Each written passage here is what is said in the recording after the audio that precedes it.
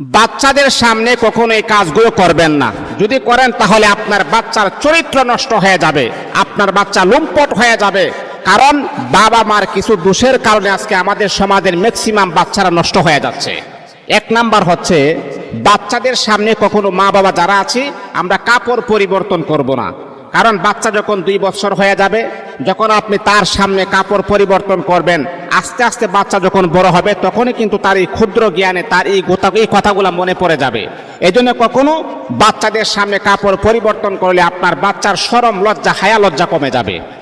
2 number হচ্ছে, বাচ্চাদের সামনে কখনো অন্যের দোষ নিয়ে আলোচনা করবেন না, মুনাফিকি করবেন না। অন্যের দোষ নিয়ে কখনো বাচ্চাদের সামনে আলোচনা করার চেষ্টা করবেন না। যদি করেন আপনার বাচ্চার হিংসা বিদ্বেষ দিনে দিনে বেড়ে যাবে। 3 নাম্বার হচ্ছে, বাচ্চাদের সামনে মা বাবা যারা আছে মনোযোগ দিয়ে শুনেন, বাচ্চাদের সামনে